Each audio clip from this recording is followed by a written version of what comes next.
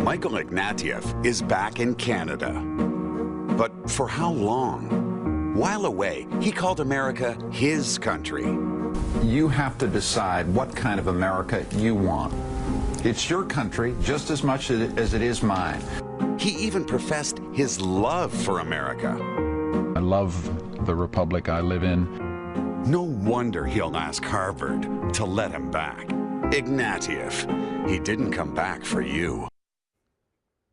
Remember that? The attack ad has been a valuable weapon for Prime Minister Stephen Harper, and Conservatives have used ads like the one you just saw in successful campaigns against both Michael Ignatieff and Stéphane Dion. But will they work against his latest Liberal opponent, Justin Trudeau? Lisa Kirbie and Aaron Wudrick are joining me now, and I welcome both of you, and thank you for both coming on. And wanted to ask you, I guess I want to get into the psychology a little bit of this guy, Justin Trudeau. And Lisa, you worked on the Hill. You worked on the Hill for Michael Ignatieff. I did. I got a little misty over there. I bet you did. And Aaron has observed him and been part of the team that very successfully took Michael Ignatieff apart. But I start with you, Lisa. What was Justin Trudeau like to work with on Parliament Hill? I always tell the story about one of the House of Commons, a longtime staff who one day said to me that Justin Trudeau is the nicest person on Parliament Hill. He's always polite and kind. And I think that's part of it. It's true. He is this genuinely nice guy next door, and it translates to Canadians across all kind of socioeconomic barriers and education levels. And they like Justin Trudeau. And even when he makes mistakes, they want to like him. He has everyone rooting for him. Okay, now I can hear Aaron up there. I think he's losing his lunch. Aaron, so what do you think about that? I mean, is the fact that Justin, as Lisa says, very likable, is that the reason why the serial attack ads that your party has launched, is that the reason why they haven't really worked?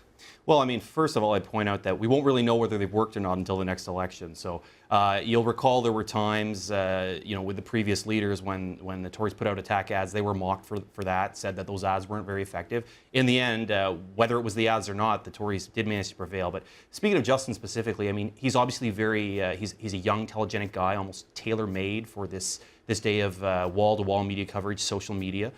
He also has a sort of unique advantage in that he obviously carries a very famous last name. He has a bit of celebrity to him. And so I think all of these things sort of combine that if you're looking at a candidate on paper, it's tough to beat someone with the attributes of Justin Trudeau.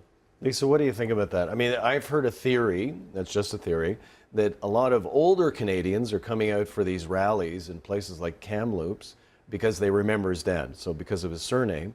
And as Aaron just said, and his youthfulness is one of the things that is attractive to this segment of voters who actually don't vote very much anymore. What do you think about that?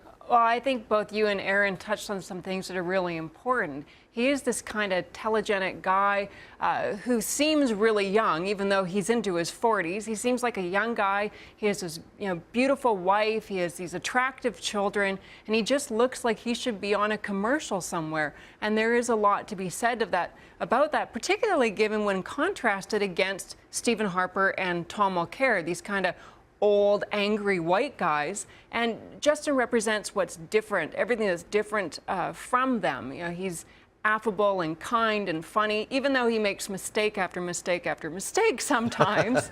He's always able to find his way out of it. But Aaron, what about that? So Lisa, I mean, we're in the TV age, as you were saying yourself just a few minutes ago, and the most successful communicator of modern times, Ronald Reagan, came from TV and obviously mastered what we're on right now. So is Lisa right? Is it a case of Justin mastering the medium that all of us are now on? Is that the reason why he's doing as well as he is? I think that's definitely part of it. I mean, look, it's no secret that there's a large chunk of Canadians that are not fans of Stephen Harper. They never have been. It's more than half of the country. And the reason that Mr. Harper's been able to prevail is that he's been able to successfully divide his opponents so they don't all coalesce around one opponent.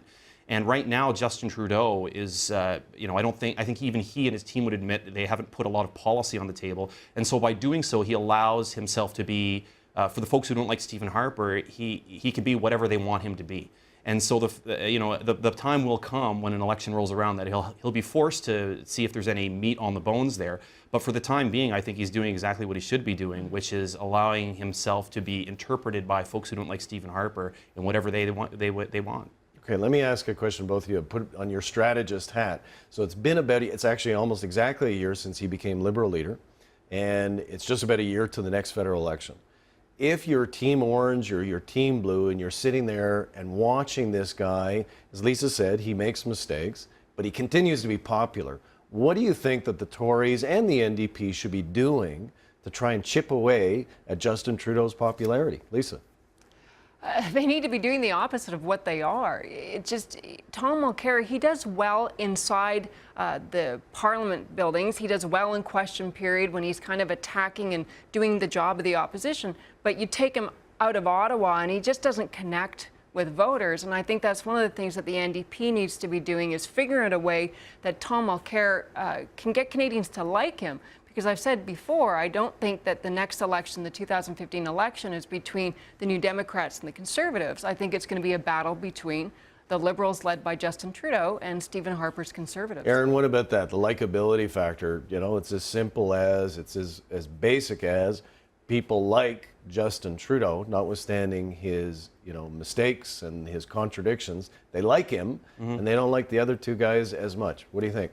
Well, if we go back through some of our more successful prime ministers, I don't know that likability is the first word that leaps to mind for the ones that were the most long-lived. So that's one thing. I think if you were asking what do the Team Orange and Team Blue do with the NDP, I think they're scratching their heads at that very question. I think they've made all the right moves on paper. They've moved themselves to the center. I'm impressed that Thomas Mulcair has done such a good job in question period. He's been able to moderate a caucus which has some serious left-wingers on it in it. But I don't think they have a magic bullet. They're fighting against what's effectively a celebrity, so I don't think they have any easy answers. With respect to the Conservatives, I don't think they're willing to concede that what they're doing right now hasn't worked yet.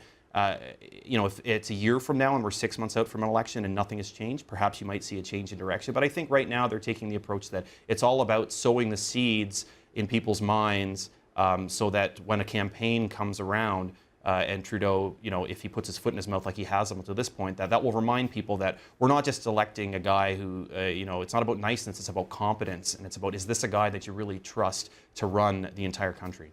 Great, thank you. Well, actually, we got a few seconds left. 5 seconds. Lisa, can his popularity last? Yes or no? Yes, and also governments defeat themselves, and by 2015, Stephen Harper's Conservatives will have been around nearly a decade, and people will be wanting change. And I Aaron, think it's what do you say? You agree? I agree that the longer the government stays in, the easier it is for an opponent to simply present themselves as something new and get more voters. But as I said earlier, I think the real test is going to come when a campaign rolls around and Mr. Trudeau is forced to elaborate and defend policies, and people start to assess whether or not this is a guy that's really ready for the big chair. Great. Thank you so much to both of you. Really appreciate it.